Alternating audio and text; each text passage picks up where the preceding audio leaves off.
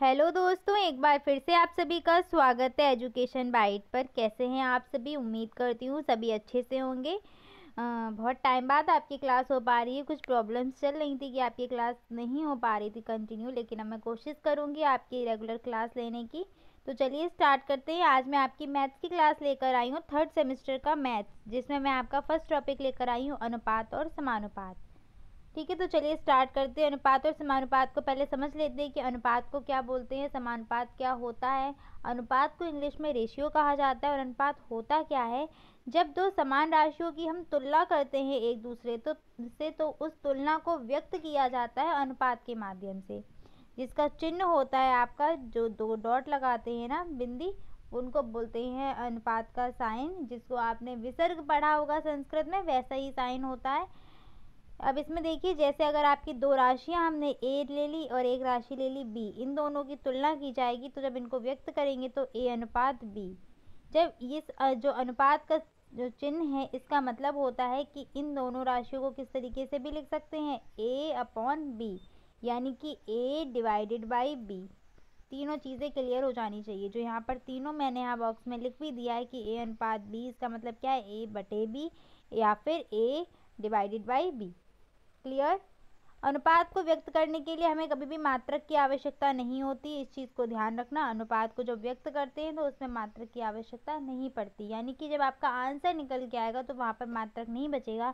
जैसे हम यहाँ लिखते हैं 5 सेंटीमीटर अपॉन 2 सेंटीमीटर लिख दे तो सेंटीमीटर से सेंटीमीटर कट जाएगा, यानी कि जो आंसर बचेगा वो क्या बचेगा, 5:2। तो अनुपात को जब व्यक्त करते हैं तो वहाँ पर मात्रक की आवश्यकता नहीं होती है। बात करते हैं समानुपात की। तो समानुपात का मतलब क्या होता है? जब दो अनुपातों की तुलना की जाए, एक ले लिया हमने ए अनुपात बी और दूसरा ले लिया सी अनुपात डी, जब इन दोनों की हम तुलना करेंगे और वो समान निकल के आए तो उसको हम बोलते हैं समानुपात। समानुपात का चिन्ह क्या निकल के आता है? अनुपात में तो 2 डॉट लगे होते हैं, समानुपात में 4 लगे होते हैं। इस तरीके से ये जो बीच में आपको दिख रहा है किसका है, साइन समानुपात का, जो यहाँ पर अलग से दिखा भी दिया है। यदि अनुपात परस्पर समान हो तो चारों पद समानुपाती पद भी कहलाते हैं, यानी कि ए बी सी और डी, ये चारों क्या हैं, समानुपाती हैं। इसको लिखने का तरीका इस तरीके से रहेगा, ए अनुपात बी समानुपात सी अनुपात डी। ठीक है, तो आज हम जो डिस्कस करेंगे वो करेंगे पूरा का पूरा टॉपिक अनुपात के ऊपर रहेगा। किस प्रकार से आपके क्वेश्चन आते हैं एग्जाम में अनुपात पे और कैसे उनको सॉल्व करना होता है। तो चलिए स्टार्ट करते हैं। फर्स्ट एग्जाम्पल है आपका 40 सेंटीमीटर 100 सेंटीमीटर का अनुपात क्या होगा। तो आप लोग वीडियो को पॉज करके सॉल्व करने की कोशिश कीजिए। अगर हो जाए तो अच्छी बात है, नहीं होता है तो यहाँ पर सीखिएगा। 40 सेंटीमीटर का 100 सेंटीमीटर से अनुपात, तो हम इसको कैसे लिखेंगे, 40 सेंटीमीटर अनुपात 100 सेंटीमीटर, हमें ये निकालना है। तो इसको अब सॉल्व कर लीजिए। कैसे करेंगे, 40 सेंटीमीटर बटे 100 सेंटीमीटर। कोई प्रॉब्लम नहीं आएगी, सेंटीमीटर से सेंटीमीटर चला जाएगा, 0 से 0, 2 से काट दीजिए, 2 दूनी 4, 2 पंचे 10, यानी कि अनुपात क्या बना, 2:5। यही आपका क्या है, आंसर है। ठीक है, 2:5 आपका आंसर निकल के आ जाएगा। नेक्स्ट क्या है, रुपये 1 व 50 पैसे का अनुपात क्या होगा। तो लिख लीजिए ₹1 रेशियो 50 पैसे। बस एक चीज़ आपको ध्यान रखनी होगी कि जब हम अनुपात को सॉल्व करेंगे तो जो भी आपकी राशियाँ दी होंगी वो एक ही उसमें होनी चाहिए। अगर पैसा है तो पैसे में ही कन्वर्ट करो दोनों को, रुपए है तो रुपए में कन्वर्ट करो, मीटर है तो मीटर में, मतलब दोनों राशियों को एक ही मात्रक में हमें बदलना पड़ेगा, उसके बाद हम सॉल्व करेंगे। तो यहाँ पर 1 रुपये है, 1 पैसे है, तो हम क्या करें, 1 रुपये को भी पैसे में चेंज कर ले। तो हम सभी जानते हैं कि 1 रुपये में कितने पैसे होते हैं, 100 पैसे होते हैं। तो रख लीजिए 100 पैसे। अनुपात हटाया, बटे लगा दिया, अपॉन में क्या आ जाएगा, 50। कर दीजिए डिवाइड, 0 से 0 और 5 दूनी 10, यानी कि रेशियो क्या बनेगा इनका, 2:1।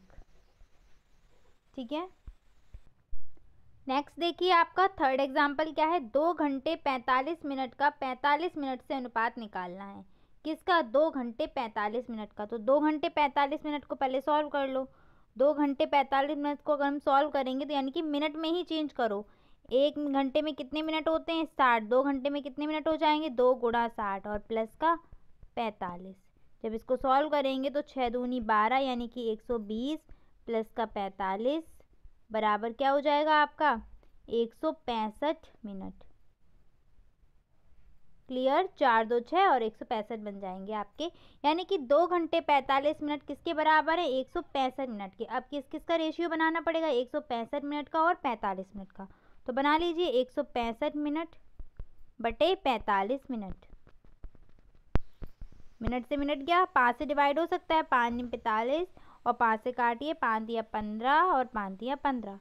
फिर ये 3 से कट सकता है, 3 का 9 और 3 से 11 बार, यानी कि रेशियो क्या बनेगा 11:3। यही आंसर हो जाएगा 11:3। क्लियर। नेक्स्ट फोर्थ पे आते हैं। फोर्थ क्वेश्चन क्या है 60 पैसे का 3 रुपए से अनुपात। तो इसको मैं ऊपर सॉल्व कर देती हूँ, कोई दिक्कत नहीं आएगी।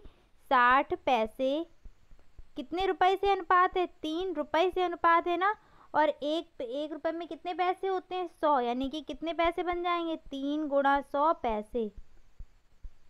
सॉल्व कर लीजिए, 0 से 0 गया और 3 दूनी 6 और 2 पंजे 10, यानी कि कितना बना, पैसे से पैसे कटी जाएंगे, यानी कि 1:5, 1:5 इसका आंसर निकल के आया है।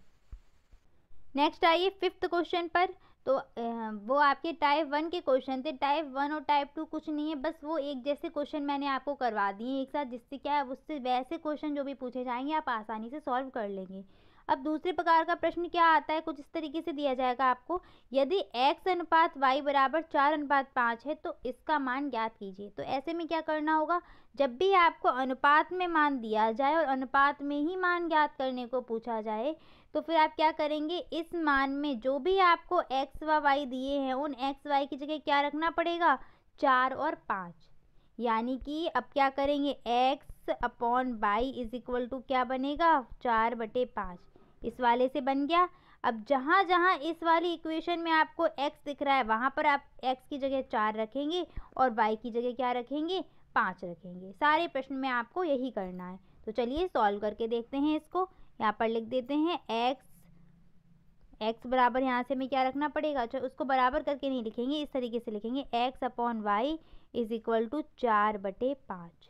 अब इस इक्वेशन को उठा लो, तो इसको यहाँ लिख लेते हैं 5x माइनस का 3y अपॉन 6x प्लस का 3y। चलिए अब इसको रखिए 5 गुणा x की जगह क्या रखना है 4, तो 5 चौको 20, सीधे सीधे कर दें या फिर जैसा आप चाहो तो गुणा। चलिए गुणा करके पहला क्वेश्चन इसी तरीके से करवा देती हूँ मैं। फिर 3 × 5 बटे 6 × 4 प्लस 3 × 5। सॉल्व करिए इसको, 5 चौके 20 माइनस का 15, 6 चौक 24 प्लस का 15। अब क्या करना है, इनको सॉल्व कर लीजिए। 20 में से 15 गए, कितने बचे 5 बचे हैं, और 5 4 9 और 3 5/39 आपका आंसर निकल के आ गया, यानी कि मान क्या हो जाएगा 5:39। क्लियर। इस तरीके से इन क्वेश्चंस को सॉल्व करना है। अगले बढ़ते हैं अगले क्वेश्चन की तरफ। यदि a अनुपात b बराबर कितना है 6:5, तो 5a प्लस 3b अनुपात 5a माइनस 3b का मान निकालना है।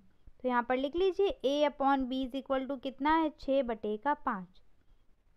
क्वेश्चन को उठा लो, 5a प्लस 3b बटे 5a माइनस 3b रख दीजिए। a की जगह रखेंगे 6 और b की जगह क्या रखेंगे 5, तो 5 × 6 यानी कि 5 6 का 30, सीधे सीधे करते जा रहे हैं, प्लस 3 और b की जगह 5 रखा तो 3 पंजे 15, अपॉन में आ जाओ 5 6 का 30 माइनस का 5 3 15। 30 और 15 कितने हो गए 45, और 30 में से 15 गए कितने बचे 15 ही बचे, 15 3 45। तो कितना अनुपात निकल के आया 3:1। नीचे कुछ नहीं बचता है तो वहाँ पर 1 बचा हुआ होता है, जब पूरा पूरा डिवाइड चला जाता है ना तो वहाँ 1 बचता है। तो आंसर कितना हो गया 3:1। आगे बढ़ते हैं 7th क्वेश्चन पर। 7th क्वेश्चन भी सेम है आपका। 7 क्वेश्चन को आप सॉल्व करके देखिए कितना आंसर निकल के आ रहा है आपका सेम। अब इसको बस इसको क्या करना है, इसको इस तरीके से करिए, y क्रॉस मल्टीप्लाई कर दीजिए, तो क्या बनेगा आपका x/y इज इक्वल टू 3/4 बन गया। सेम वैसा ही अब x की जगह रखना पड़ेगा 3 और y की जगह रखना पड़ेगा 4। किसमें? इस वाले इक्वेशन में रख दीजिए, इस वाले रेशियो में। 2x plus Y upon 3x minus 2y is equal to 2 multiply 3 plus 4 upon 3 multiply 3 minus का 2 मल्टीप्लाई 4। करो सॉल्व। 2 3 6 प्लस का 4 बटे 3 का 9 माइनस का 4 दूनी 8। 6 4 हो गया 10, 9 में से 8 गया 1, यानी कि क्या बना? 10:1। 10:1 आपका आंसर निकल आया। ठीक है, तो इस तरीके से इनको सॉल्व करना है। चलिए नेक्स्ट आपका एग्जाम्पल क्या है? 17:19 के प्रत्येक पद में से क्या क्या घटाया जाए कि अनुपात 5:7 हो जाए। तो इस क्वेश्चन को कैसे करेंगे? 17:19 में क्या घटा सके हम कि हमारा क्या बचे? 5:7। तो इसको किस करने के लिए क्या करेंगे? 17/19 लिख लिया। अब दोनों में से घटाना है तो 17 में से भी क्या घटा दिया हमने? x घटा दिया। 19 में से भी क्या घटा दिया? x घटा दिया। और अनुपात हमारा क्या बन गया? 5:7। क्रॉस मल्टीप्लाई कर लो। 17 7 119 बटे माइनस का 7x और 19 पन्ना 95 माइनस का 5x। पक्षांतर कर दो, 95 को उधर ले आओ। 119 माइनस का 95 is equal to 7x plus के हो जाएंगे माइनस का 5x। 119 से 95 घटा दीजिए तो कितना निकल के आएगा? 24। 9 में से 5 गए 4 और 11 में से 9 गया 2 और 7 में से 5 जाएगा, आपको कितना बचेगा? 2x। इसको यहाँ पर सॉल्व कर लीजिए तो x बराबर कितना निकल के आएगा? 24/2 यानी कि 12। x का मान कितना निकल के आया? 12। यानी कि 17:19 में से अगर आप 12 माइनस करेंगे तो कितना अनुपात बन जाएगा? 5:7। क्लियर? अगला क्वेश्चन देख लेते हैं आपका उदाहरण नंबर 9। 3:5 के प्रत्येक पद में क्या जोड़ें कि अनुपात क्या हो जाए? 5:7 हो जाए। तो करिए सॉल्व। 3:5 में हमने माना x हमने जोड़ दिया, x जोड़ा दोनों में और क्या बन गया हमारा? 5:7 यानी कि 5/7 बन गया। क्रॉस मल्टीप्लाई किया। 7 3 21 प्लस का 7x is equal to 5 5 25 plus का 5x। सॉल्व कर लो। 5x को इधर भेजो। 7x माइनस का 5x is equal to 25 minus का 21। और जब इसको सॉल्व करेंगे 7 में से 5 गए 2 बचेगा और 25 में से 21 जाएगा 4 बचेगा, यानी कि x इज इक्वल टू 2। अगर आप 3:5 में 2 2 जोड़ दो, 3 में 2 जोड़ा तो 5 आ जाएगा, 5 में 2 जोड़ा तो 7 बन गया आपका रेशियो। इस तरीके से आप अपना आंसर चेक भी कर सकते हैं। नेक्स्ट आपका 10 क्वेश्चन देखिए। 7:11 के प्रत्येक पद में क्या जोड़े कि नया अनुपात कितना हो जाए? 3:4 हो जाए। तो करिए सॉल्व। 7/11 में हमने माना x जोड़ दिया दोनों में ही और नया अनुपात हमारा क्या बन गया? 3/4 बन गया। इस तरीके से बन जाएगा। क्रॉस मल्टीप्लाई किया उठा के, क्रॉस मल्टीप्लाई करके मैं नीचे लिख देती हूँ। क्या बनेगा? 7 चौक 28 प्लस का 4x और उधर हुआ तो क्या? 11 3 33 प्लस का 3x। पक्षांतर कर लीजिए। 4x माइनस का 3x बराबर 33 माइनस का 28। 4 में से 3 जाएगा x बचेगा और 33 में से 28 जाएंगे आपके 5 बचेंगे, यानी कि x का मान कितना निकल के आ गया? 5। कोई दिक्कत नहीं आनी चाहिए इसमें। ठीक है, नेक्स्ट आइए 11 क्वेश्चन पर। 11 क्वेश्चन क्या कह रहा है आपका? पढ़िए इसको। दो संख्याओं का अनुपात 8:5 है। यदि छोटी संख्या 10 है तो बड़ी संख्या ज्ञात कीजिए। तो देखिए, जब संख्याओं का अनुपात क्या दिया है आपको? 8:5, तो यहाँ पर जो संख्याएं निकल के आएंगी वो क्या निकल के आएंगी? संख्या आप बनाइए। पहली संख्या यहाँ पर छोटी बड़ी संख्या दी है, तो छोटी बड़ी संख्या अभी तो नहीं निकलेगी। पहले आप यहाँ संख्या बनाइए। तो संख्या बनाने के लिए हम क्या करेंगे? इनको अलग अलग जब भी लिखना हो तो अलग अलग लिखने के लिए क्या करना पड़ता है हमें? अलग अलग जब लिखेंगे तो क्या, बस इनके साथ कोई भी एक आप चर पद ले लो और लगा दो मल्टीप्लाई करके। तो क्या बनेगी? 8x और 5x, यानी कि जो दो संख्याएं बनेंगी वो क्या बनेंगी? 8x और 5x। अब इसमें बड़ी संख्या कौन सी होगी, 8 या 5। तो जो जो नंबर छोटा है वो छोटी, जो नंबर बड़ा है वो बड़ी। 5x छोटी हो जाएगी और बड़ी क्या हो जाएगी, 8x। तो इसीलिए आपकी यहाँ पर आप क्या लिखेंगे, अनुपात लिखने के बाद लिखेंगे पहली संख्या या छोटी संख्या।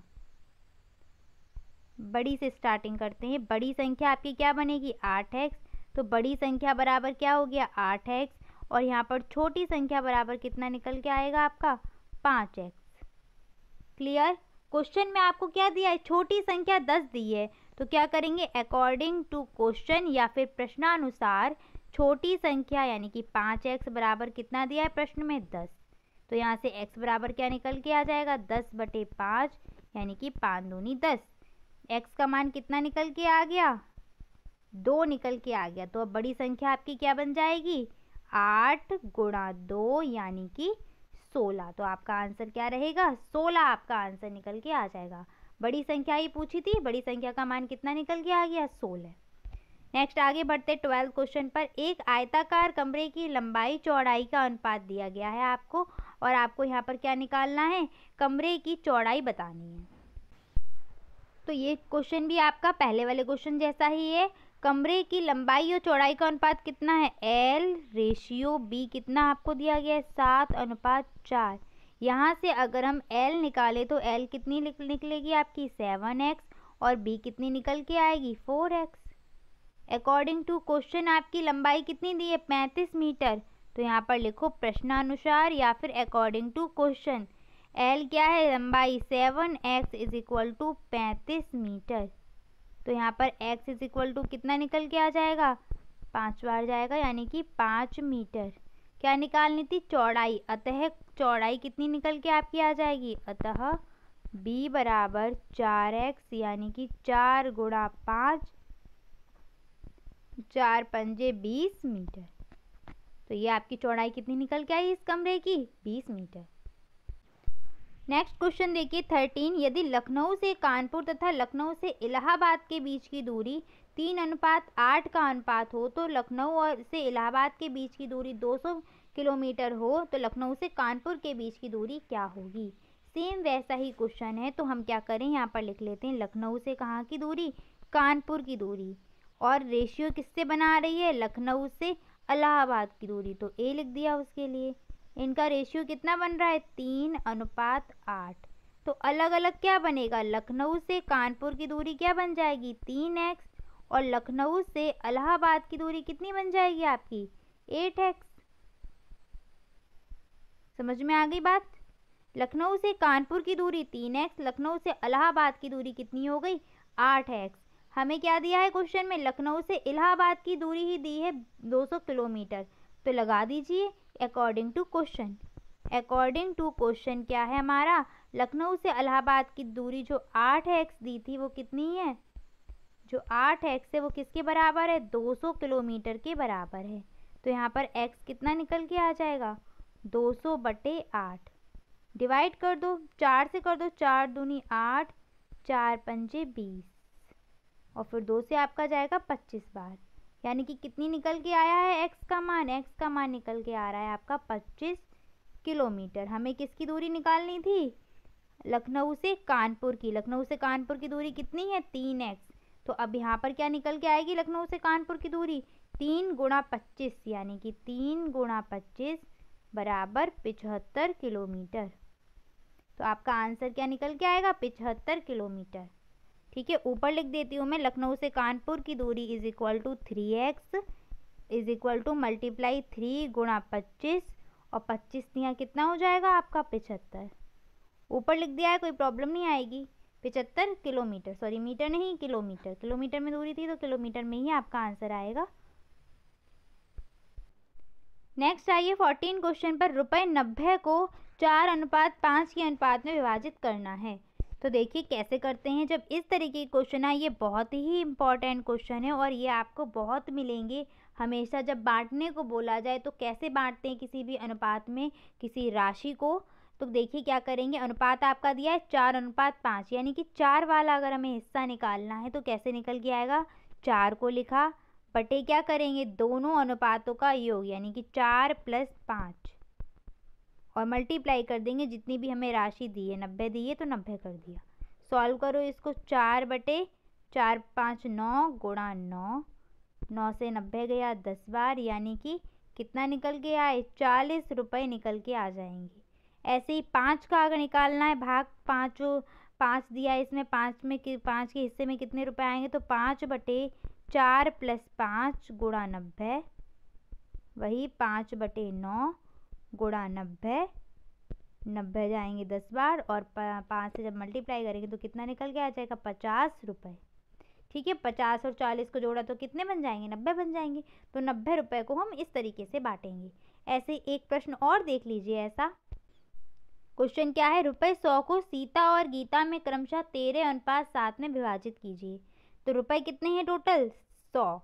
सीता के हिस्से में कितने आए, तो सीता के हिस्से में कितना आ रहा है रेशियो के अनुसार, 13 रुपये, 13 लिखे। ठीक है, बटे में क्या हो जाएगा, जो टोटल रेशियो बन रहा है ना उनके पदों का योग, यानी कि 13 और 7 कितने हो गए, 13 + 7। ऐसे लिख रही हूँ ताकि जो बच्चे नए हैं, जिन्होंने अभी तक नहीं देखा या नहीं पढ़ा है इसको, उनके हैबिट में ये आ जाए कि 13 और 7 को जोड़ना है।